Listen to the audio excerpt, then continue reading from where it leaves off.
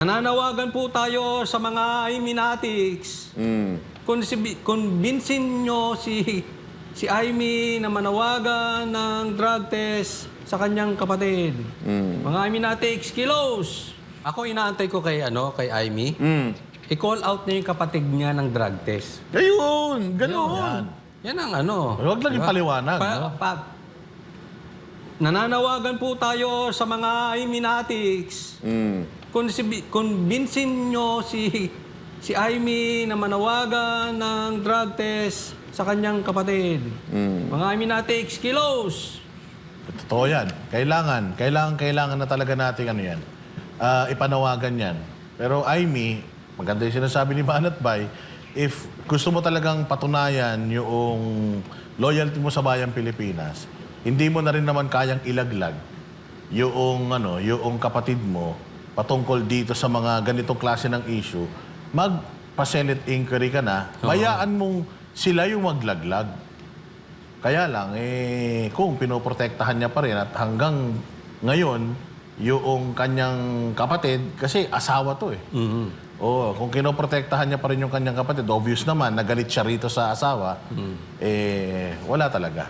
Puros lang to. Puros optics lang to, Coach Oli. Pero ako may naiisip, Boss Dada. Pupunta ng Amerika si Bongbong. Isama mo yung asawa mo, ha? Kasi di ba lagi mong kasama yan? Nakikita namin sa entourage mo, nasa red carpet pa, halos ganun-ganun maglakad, di ba? O ngayon, isama mo yan, ha? Baka hindi mo siya isama dyan. Tapos punta kayo ng Beverly Hills. Para magkasubukan, tingnan natin. Baka sakali Coach Oli, Beverly Hills. Nakapunta ka dyan sa sa may LA, Walk of the Stars, di ba? Actually, tinuro sa akin yan. Binabati ko nga pala yung nagpasyal sa akin dyan, si Kuya Wendell.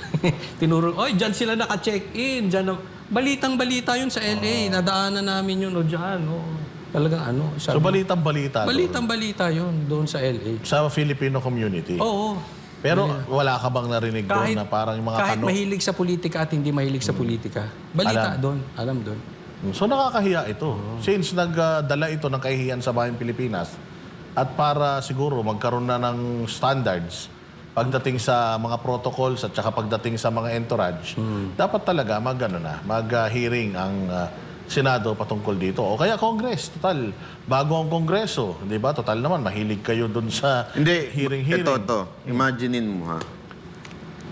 Si BP Sara Duterte, yung kasama niya namatay dahil sa droga na nagpunta siya sa dahig. Ano sa tingin niyo reaction ng mga ulul? Mga media. Ay, sigurado sasabog yan. Kaliwat kanan yan.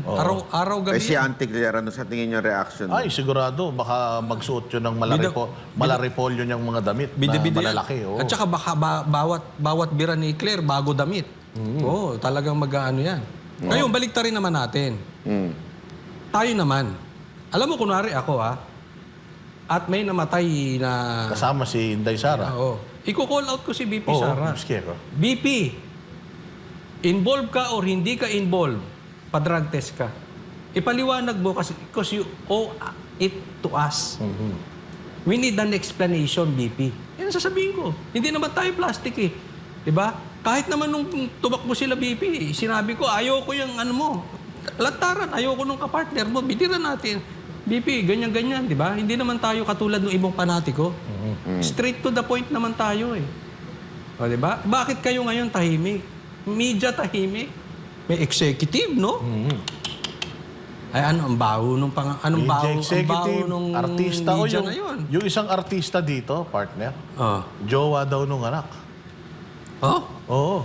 Yung isang ini-involved na personality dito. Jowa nung anak. Si Sandra? Oo. So, paano to? Kaya nga, maganda, lahat to, pa-drug test mo lahat. Kasi, lalo na kung nire-represent na yung Pilipinas.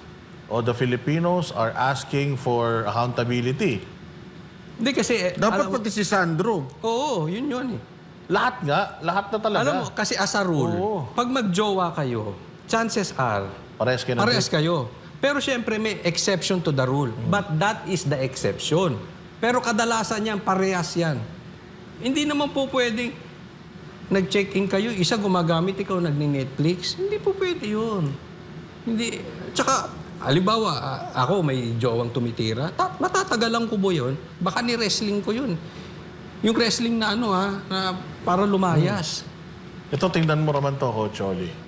So, may nangyaring ganun sa abroad. So, na-hold yung mga kasama, siya nakauwi.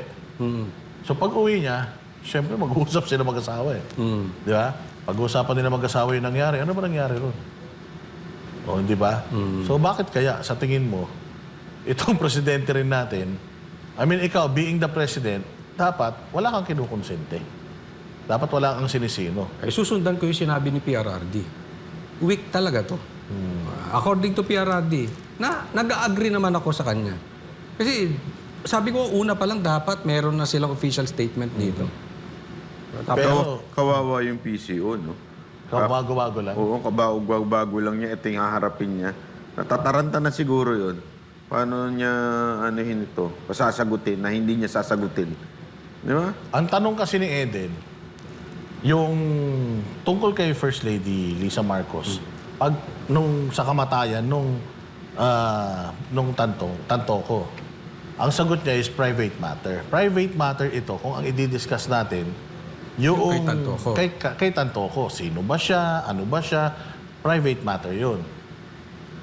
Pero yung kasama mo, at saka ang tinatanong nga ni correspondent na Eden is yung involvement ng First Lady, asawa ng boss nila sa Malacanang, dapat meron kayo nakahandang sagot dito. Kaya hindi nila pinabulaanan eh. Ang dali naman pabulaanan nito kung hindi totoo, banat ba di ba? Pero hindi sila nag-deny. So, anong ibig sabihin nito? No, may nag-text, Sabi, crisis management meeting tonight. May nagtatanong din, sino tong artista na to? Hindi ko to kilala. Nandun Crisis kanina sa management, Yung pangalan na nandiyan dyan kanina sa may yung report na tingnan nyo na lang sa column ni Bobby Tiglao, nandoon yung mga pangalan ng mga na yan, ng mga personality. Pero kung totoong jowa nga ito, konektado, hindi ba? Nanay, jowa, anak, asawa, merong agam-agam mga Pilipino kung fit ba sila to na Tsaka mag-lead dahil matino ba talaga sila, nasa katinuan ba sila ng pag-iisip. Pero itong hindi ko nagugustuhan, yung parang nino-normalize, Coach and Banat, dina-downplay nila eh. na parang, sa mga high society, normal lang yan. Diyos ko po, ang adik ay adik. Ang mamamatay tao ay mamamatay tao. Regardless kung ano ang katayuan niya sa buhay. Basta ginawa niya yung krimen, criminal siya. Ganun lang yun. Pero tingnan mo yung buong picture nito, di ba? High society, sabi mo. Tapos, halimbawa, totoo. Doon tayo sa totoo, kunwari. Para lang mabigyan natin ng hustisya itong bagay na to. Andun yung nanay. Andun yung jowa ng anak mo. Tapos kalat ang WPS. Halimbawa ako, tatay. Andun yung jowa ng anak ko. Tapos may coke doon. Baka sinuntok ko yung jowa ng anak ko. Ba't ka mag-ano rito, di ba? So nakikita mo na yung kultura ng family. Bakit okay lang? Andun yung jowa ng anak mo. Tapos may coke. Kung totoo yung sabi. Kasi pero nasa balita na eh.